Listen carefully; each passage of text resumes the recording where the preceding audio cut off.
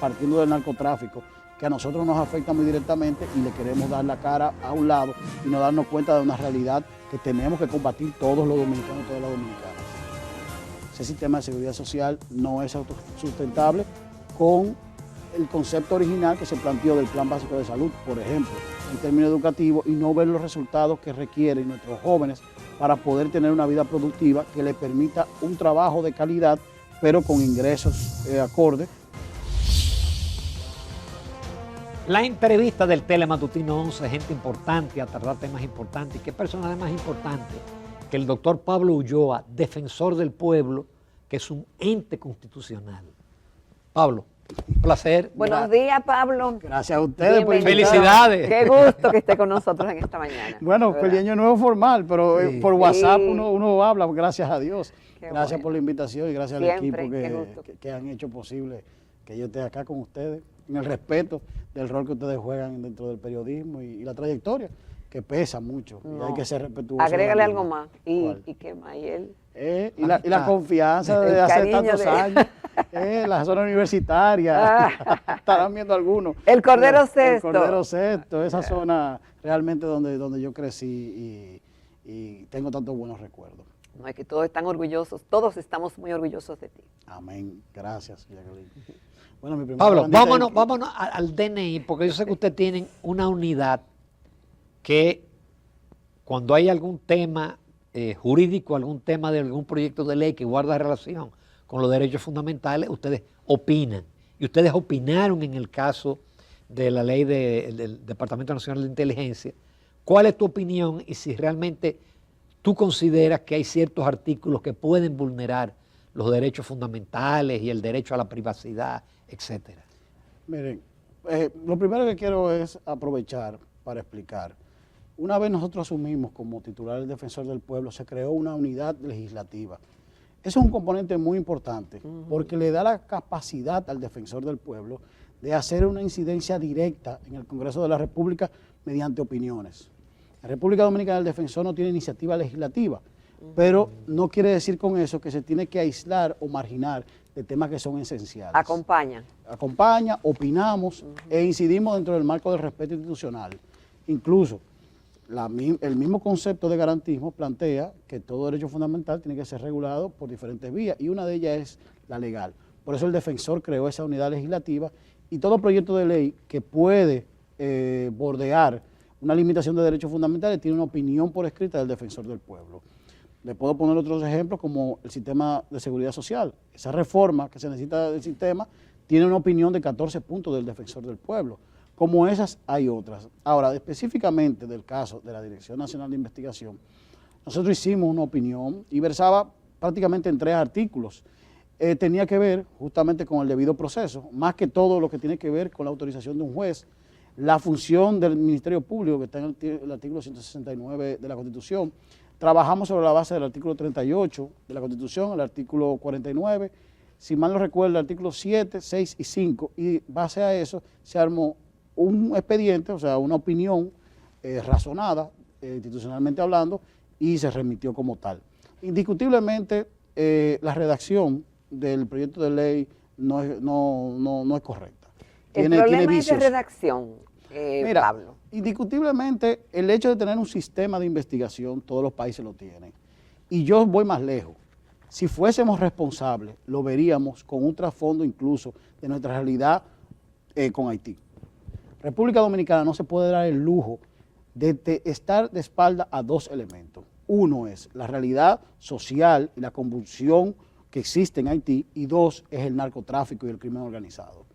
Nosotros lo que tiene que ver con el narcotráfico, lo que tiene que ver con el tráfico de personas y las armas, tienen que ser de alguna manera u otra investigadas continuamente. Y Haití tiene una realidad que cada día cambia. Fíjese como usted hacía mención de situaciones que pasaban en Haití, que indiscutiblemente tienen algún tipo de impacto a República Dominicana. Por lo tanto, si se necesita un sistema de investigación coordinado y actualizado, sí. Ahora, garantizando todos los derechos fundamentales que plantea nuestra Constitución, pero más que todo, manteniendo lo que el constituyente preservó, que son los contrapesos del poder. ¿Y por qué los contrapesos del poder son importantes? Por las garantías. Como ciudadanos nosotros tenemos un acuerdo de Estado entre todos, y ese es un Estado social y democrático de derecho. Si me vulneran mis derechos fundamentales, yo pierdo mi capacidad y soy víctima de lo que quieran hacer conmigo. Y hay una anécdota que yo quiero aprovechar. A mi llegada, yo tuve que viajar, solamente voy a decir la zona y me voy a obviar algunos detalles, a Licey al Medio. Había un joven que había sido maltratado físicamente, le estoy hablando quebrado, o sea, necesitó cirugía y demás, porque él estuvo involucrado en un robo de un fusil de una de las ramas de las Fuerzas Armadas de República Dominicana. Esa rama, con su unidad de inteligencia, lo captó y se lo llevó de ese punto del Cibao hasta Puerto Plata. En el trayecto, tú te imaginas la cantidad de golpes que le dieron, cuando llegaron ni la fiscalía ni la policía lo recibió. Indiscutiblemente tengo que felicitar al ministro de las Fuerzas Armadas que inmediatamente se enteró, se le llevó el expediente y todas las informaciones, actuó en consonancia y hubo un régimen de consecuencias. Pero eso es parte de lo que evita tener un sistema amorfo de investigación y segmentado. La idea es tenerlo todo unido y que la información fluya dentro de los estamentos del Estado que le correspondan esa función. Ahora, el ciudadano tiene que tener esas garantías. Y eso es lo que el Defensor del Pueblo ha dicho en 3 artículos particulares que no pueden ser obviados porque entonces la estructura de la ley pierde toda su capacidad. Es como los ingenieros, si tú le quitas una columna, va a perder toda la fuerza. Por eso el planteamiento es que se someta un proyecto de ley de reforma, más que todo en el tema de redacción y el enfoque, para poder preservar el espíritu del legislador y más que todo que el Estado tenga una capacidad operativa consona con la realidad de la ciberdelincuencia, de los crímenes ya de alta tecnología y funciones que también se tienen que preservar dentro del mecanismo financiero de este tipo de operación. Entonces, ¿qué es lo que procede en estos momentos? El presidente dijo ayer que debemos dejar se debe dejar la politiquería y concentrarse realmente en ver la ley en conjunto y, bueno, hacer las sugerencias del lugar que hayan que hacer. Yo saludo el espíritu. Siempre que haya concertación y diálogo, el defensor va a estar. Incluso yo hablé con el consultor jurídico, con la asociación de diarios y el defensor incluso está en la mejor disposición de participar. Ahora bien, ya es un proceso que se puede dar, pero va a terminar cayendo donde institucionalmente corresponde, que es el Congreso de la República. Y el Congreso tiene que abocarse, claro, mediante este mecanismo puede hacerse una solicitud del Poder Ejecutivo de una modificación específicamente a los 3 artículos, 4 artículos que dan algún tipo de situación, para que rápidamente se conozca en el Congreso de la República, en ambas cámaras, se envía y ya con eso se ratifica, porque todavía no ha sido presentada en la Gaceta Oficial, que es lo que le da el carácter de vigencia a una ley. Por lo tanto... Es decir, ¿tú crees que es necesario el tránsito al Tribunal Constitucional? Mire, si lo veo desde el punto de vista del Estado, desde el punto de vista incluso hasta político sin serlo, yo diría que no conviene, llegar al Tribunal Constitucional por el elemento que se va a deformar la ley. Ese amorfismo que le vamos a crear a esa ley, que fue pensada, conceptualizada y analizada bajo un criterio, va a cambiar y nos puede pasar como la ley electoral, que fue mutilada al punto tal que prácticamente son pocos los artículos que se pueden operativizar. Entonces, una ley de esa importancia requiere necesariamente una reflexión para que el sistema se pueda preservar, pero las garantías también. Por eso incluso desde el punto de vista político, ese es el primer punto, desde el punto de vista jurídico, pero desde el punto de vista político, también eso quita un poco la presión al tribunal, porque ya hay unos 3 sometimientos, 3 recursos, creo que fue ayer que se sometieron y los partidos políticos ya están hablando también. Cuando venimos a ver tenemos 5, 7, 8 recursos de inconstitucionalidad de una ley que se puede resolver mediante el mecanismo que la democracia nos da, que es justamente el Congreso de la República, y yo confío que se puede hacer de esa manera, porque el régimen democrático en que nosotros vivimos y la característica de los líderes que nosotros tenemos, me dan a entender que estamos en la mejor posibilidad y disposición, me sumo a... Pablo, tú decías que por más que se haga siempre vamos a estar en déficit, pero si hay algo que está pendiente por hacer que pueda mejorar, ¿por qué no se termina de hacer? Sí, yo reconocía el esfuerzo de la Dirección General de Prisiones de tratar de adecentar y humanizar las cárceles, pero con la alta densidad poblacional en las cárceles es imposible. El caso de las parras, nosotros hemos sido coherentes desde el inicio diciendo que se debe de utilizar, porque es dinero público que se invirtió y al momento de tú hacer un proceso penal, las parras significa lo mismo que una villa o un vehículo que ha sido adquirido, utilizado o ha sido parte de un esquema, en este caso de corrupción, si es lo que se está planteando. Y lo usan. Y lo usan. Entonces, la parra debe de ser, de alguna manera u otra, ya aperturada, aquellos pabellones que estaban listos, que necesitan mantenimiento, porque están totalmente deterioradas. Y es algo que da pena, porque de alguna manera u otra nosotros pudimos haber ido en un proceso de descongestionamiento de las cárceles y normalizando las condiciones de los privados de libertad sobre la base del tipo de prisión preventiva que están. El juez de control pudo haber trabajado también ahí y hubiésemos tenido una densidad poblacional menor en las cárceles. Lo lastimoso de las cárceles, y eso quiero significarlo con responsabilidad, es que nosotros no estamos entendiendo la realidad de Centroamérica y cómo esa realidad de Centroamérica se apoderó de las cárceles.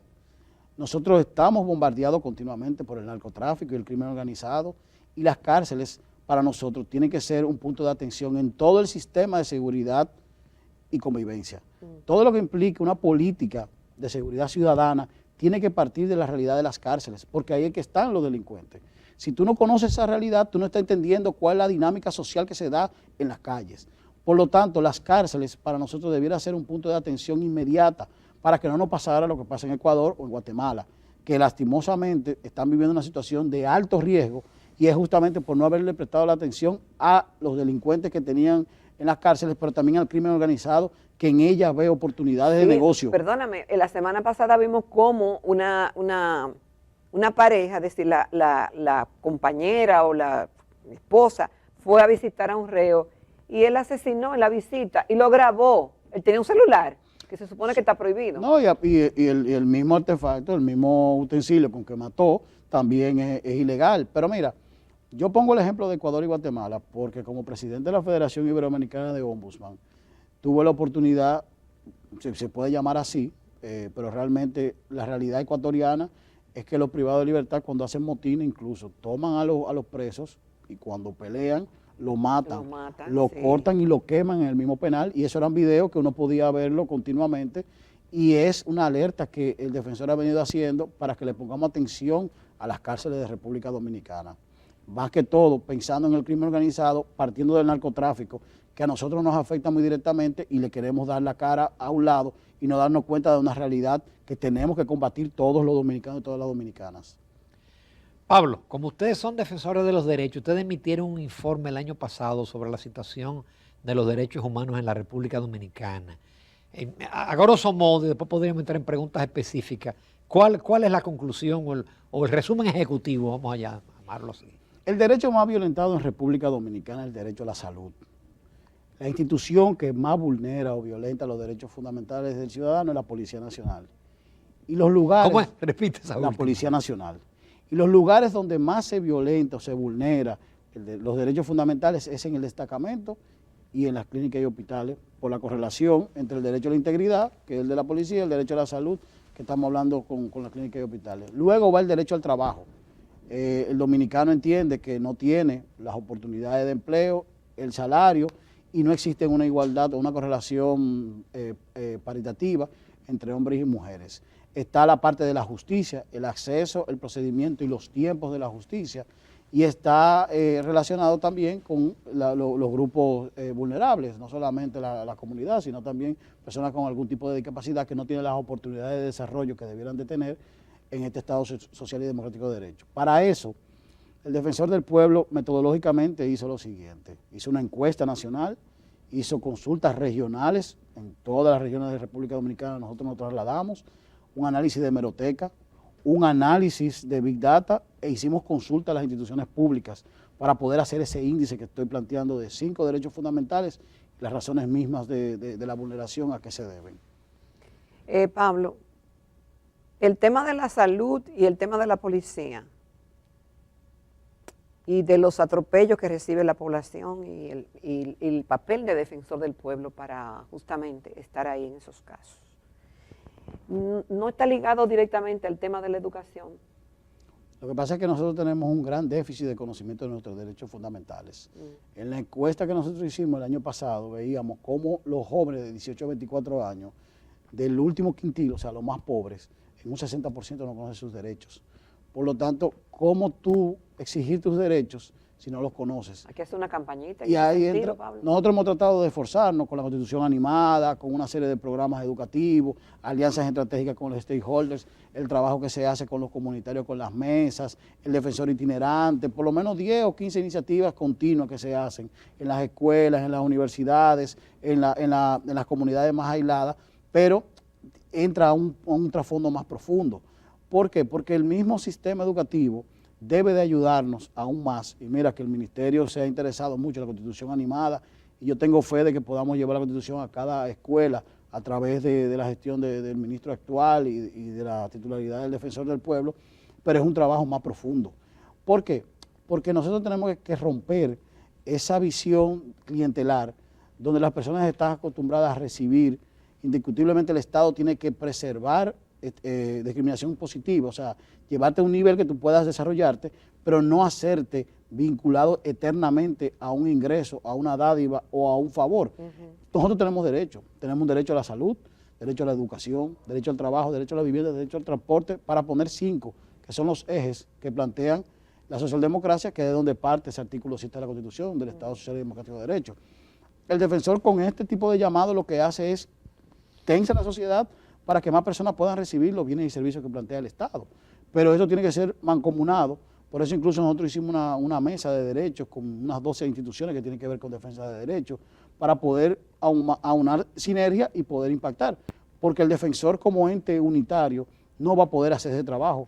Es algo mancomunado, pero también una significación de lo que nosotros tenemos que hacer como dominicanos y dominicanas, que es exigir nuestros derechos, pero también mirarnos y ver cuáles son nuestros deberes, que también es un aspecto que nosotros pasamos por alto continuamente. Solamente nos sentamos en la acera de qué hace el Estado por mí, pero yo no veo cómo yo cumplo con los elementos básicos de una ciudadanía responsable que corresponde. Pablo, hablando del tema de la salud, constituye un atropello a la salud, a la paz espiritual, a la salud emocional. Lo que vivimos los dominicanos todos los días con el tema del tránsito, que se ha convertido en un problema de salud, porque afecta, da estrés, afecta el trabajo, afecta el bolsillo por la cantidad de combustible que se gasta ahí. Entonces, no hay forma de una intervención de parte de la Defensoría del Pueblo haciendo un llamado y tal vez escuchen. Nosotros hemos tratado de hacer impacto a los usuarios de transporte colectivo, tanto la ONSA como el metro, con el tema de la discapacidad, los motoristas con el respeto a la norma, pero indiscutiblemente desde el punto de vista constitucional lo que nos corresponde es garantizar el libre tránsito. Ya a las autoridades del Poder Ejecutivo le corresponde justamente hacer toda una estrategia que pueda generar menos caos. Mira, don Ramón llegó a las 7:10 de la mañana. Entonces, ese tema del tránsito no solamente te resta paz emocional y psicológica, sino competitividad, porque ese tiempo que él duró sentado para esperar, para poder hacer el programa, él pudo habérselo dedicado a otra actividad productiva, y eso es lastimoso, porque nosotros estamos abocados a República Dominicana cambiar parte del modelo económico, independientemente del turismo, tenemos que hacer otro tipo de actividad, y la competitividad se está restando con este problema del tránsito tan vehemente que tenemos y continuo. Independientemente de la situación que sucedió lastimosamente en la 27 de febrero, en noviembre, es continuo la queja y hay una serie de medidas del tema de transporte que implican infraestructura, pero también implican la parte de la señalización, la parte de semáforo y el régimen de consecuencias. Y eso es un trabajo que le corresponde al Poder Ejecutivo. Pablo, cuando uno te escucha a ti hablando de los derechos fundamentales establecidos en la Constitución, salud, educación, vivienda, qué sé yo, a veces uno piensa, por lo menos yo a veces pienso que quizás fue muy ambicioso pensar en un Estado socialdemócrata de derecho, en un Estado pobre, o con gobiernos que hablan de que hay una presión tributaria muy baja, pero entonces se gasta muy mal. Entonces, ¿cómo va a alcanzar para usted garantizar educación, salud, todo ese tipo de cosas a toda la ciudadanía y a los inmigrantes también? Mire, don Ramón, si hay algo que también nosotros planteamos desde el inicio de este año, eran unos 5 temas que tenemos que abordar República Dominicana. Y la ventaja de que lo diga el defensor es que no implica una agenda electoral, sino que son reflexiones que se van dando. Primero, el sistema de seguridad social tiene que ser reformado. Usted tiene una informalidad prácticamente de un 60% de República Dominicana. Ese sistema de seguridad social no es autosustentable con el concepto original que se planteó del Plan Básico de Salud, por ejemplo, que fue modificado en el 2007 para poder hacer que operara el sistema, pero tenemos que volver a analizar para ver si ciertamente vamos a tener el plan básico o no, y otros elementos, la parte de medicamentos, de bolsillo, cómo vamos a hacer, si va a ser por un porcentaje como dice la ley, o va a ser justamente con esos montos absolutos que se plantean, entre otros aspectos para no extenderme. 2, la fiscalización, la fiscalidad del Estado tiene que ser analizada y eso implica una reforma. 3, el aspecto del pacto eléctrico tiene un impacto directo a la factura eléctrica de República Dominicana, pero también a la pérdida de energía y a la cobranza del Estado a sí mismo. 4, el sistema de justicia en cuanto a la operatividad implica que el Ministerio Público, el Poder Judicial, la Policía Nacional organicen mejor para que la ciudadanía entienda que la justicia es rápida, es pronta y que cumple su rol y que no solamente tengamos ese pasivo que se da en los juzgados, sino que la gente pueda tener acceso a una justicia de calidad. Y el quinto elemento que indiscutiblemente tenemos que ver es qué vamos a hacer con educación, porque nosotros no podemos estar invirtiendo un 4% en términos educativos y no ver los resultados que requieren nuestros jóvenes para poder tener una vida productiva que le permita un trabajo de calidad, pero con ingresos acordes para poder tener los bienes y servicios, porque no todos podemos vivir del Estado. Entonces se supone que el Estado tiene que tener políticas públicas de generación de empleo con salarios adecuados, y eso tiene otro tipo de lectura. Por eso son unos 5 temas que hay que abocarse luego de las elecciones con la debida tranquilidad, la debida capacidad de consenso, de gobernabilidad que tiene que haber, y yo confío mucho que la democracia dominicana tiene la perspectiva de poder hacer esas reformas para poder hacer una transición a otro tipo de economía que es el que estamos viendo que se está dando a nivel mundial. Pablo, pero me preocupa mucho el hecho de que en ese estudio que ustedes hicieron sigue saliendo la policía y los destacamentos donde más se violan los derechos de los ciudadanos. El presidente Abinader ha hablado muchísimo sobre el tema y su deseo de hacer realmente una reforma que pueda garantizar una mejor calidad en los servicios que presta la policía a la población, que debe ser más bien preventiva. Todavía ayer el presidente estaba hablando de eso. ¿Tú has advertido algún cambio después que se involucraron tantas mesas de trabajo y personalidades con alto crédito que se involucraron por lo menos en el proceso de diagnóstico y de diseño de trabajo a lo interno de la policía? ¿Tú has advertido algún cambio? El proceso de la reforma de la policía es un proceso largo. Y yo le pongo el ejemplo de Puerto Rico. Puerto Rico, cuando yo me entrevisté con el jefe de la policía y el senador de San Juan, que es descendiente dominicano, ambos eran policías reformados, como ellos se hacen llamar. La reforma son 10 años y ellos estaban pidiéndole al Congreso de Estados Unidos que habilitara 5 años más para poder completar un proceso de reforma. Estamos hablando que ellos tienen los recursos suficientes para poderlo hacer. Don Ramón decía la parte del Estado, de cómo puede financiar muchas de estas iniciativas, y yo te diría que la policía implica 4 procesos. Uso del manual de fuerza, que creo que con el proceso de capacitación que se está llevando a cabo, están tratando de mitigar ese uso excesivo de la fuerza o el manejo impropio de situaciones de riesgo con personas que tengan algún tipo de enfermedad mental o que dependan de sustancia controlada, entre otros. 2, el uso de tecnología de manera eficiente. Los body cam y las cámaras en los vehículos permiten tú hacer auditoría de procesos de abordaje al ciudadano que tú puedas garantizar que ciertamente fue de manera correcta y que fue una insubordinación del ciudadano y por eso le aplicaron el manual de fuerza. 3, la interconexión de 3 sistemas que existen, que se ha hecho una iniciativa, yo sé que la OPTIC y el mismo Poder Judicial, el Ministerio Público y la Policía tienen la mejor disposición de interconectar esos 3 sistemas para poder tener un único sistema de información que permita una administración mejor de todo el aparato de justicia y de seguridad. La parte relacionada con los salarios se ha ido mejorando, pero es un proceso gradual. Indiscutiblemente el abordaje tiene que llegar a los destacamentos y con ellos también a las patrullas. Por eso es tan importante la tecnología, porque eso permite un abordaje del policía al ciudadano de una manera respetuosa. Y que lo estén supervisando. Y si hay una respuesta impropia del ciudadano, el manual de uso de fuerza se haga de la manera correcta, porque todos queremos seguridad. Indiscutiblemente, todos queremos vivir en una República Dominicana tranquila, apacible, y la reforma de la Policía Nacional es muy importante. Pablo, finalmente, ¿qué programa tú has trazado para este año? Nosotros tenemos el Congreso Bienal que nosotros estamos haciendo desde que llegamos. Este año estamos definiendo cuál va a ser el tema, es en el mes de julio. Indiscutiblemente todo el despliegue formativo es parte esencial. Ya entra también una ruta formativo de la sociedad. Nosotros lo hemos ido dividiendo por grupos de interés y grupos etarios. Por ejemplo, la parte comunitaria tiene un programa de unas 5 formaciones, la parte de sindicatos, hicimos un diplomado que vamos a retomar este año con los sindicatos de República Dominicana para fortalecernos el derecho sindical, pero también el derecho al trabajo por una perspectiva novedosa. Lo que tiene que ver con la Constitución Animada la vamos a ampliar, no solamente con el kit que tenemos ya y las guías, sino que le vamos a incorporar otros elementos lúdicos pedagógicos para poderle llegar a más niños, niñas y adolescentes.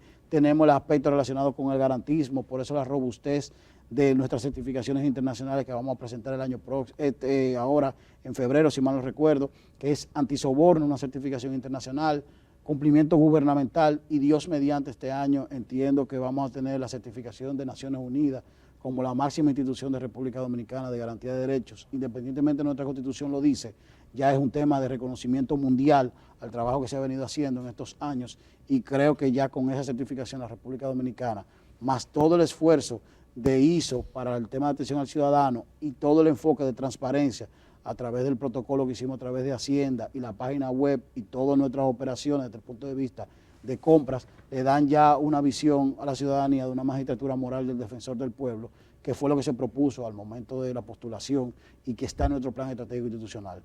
Esta fecha es muy importante porque ya sería la mitad del periodo. Por lo tanto, nosotros tenemos que abocarnos ya a definir unos tópicos particulares que tenemos que enfocar para concluir una gestión que Dios mediante y la ciudadanía va a ser responsable y va a ser de éxito. Sí. Pero Dios mediante lo que estamos enfocando ya es en cerrar 49 objetivos que nosotros tenemos en nuestro plan estratégico institucional, que muchos de ellos ya lo hemos logrado y hemos sobrepasado, y continuar la difusión de investigaciones y desarrollo como el informe, que en diciembre cada año nosotros vamos a ir proponiendo y poniendo temas para que los tomadores de decisiones, aquellos del Poder Ejecutivo y del Congreso de la República, que tienen responsabilidad de garantizarnos ese estado de bienestar, lo vean como oportunidades para poder ir mejorando y que el ciudadano vea que República Dominicana le brinda esas oportunidades que requieren. Doctor Pablo Ulloa, primero las gracias por aceptar la invitación y después felicitarle por el trabajo que está realizando. Amén, gracias. Felicitaciones, Pablo. Gracias. Me uno yo también a eso. No sé cómo le alcanza el día, Pablo. Bueno, desde las 4 de la mañana arriba, hoy me desperté a las 3:30 y bajé de Santiago a las 11:38 de la noche. Ay, Dios. En carro. No, yo le puse un WhatsApp a las 5 para recordarle lo de los tampones. La juventud, la juventud. Pablo, muchísimas gracias. Gracias a ustedes, de verdad que sí. Que Dios les bendiga y bendiga a sus familias. Amén, gracias. Igual a ti. Como todos los martes, tenemos a la doctora Luz Rosa Estrella con el segmento de psicología dedicado a la familia.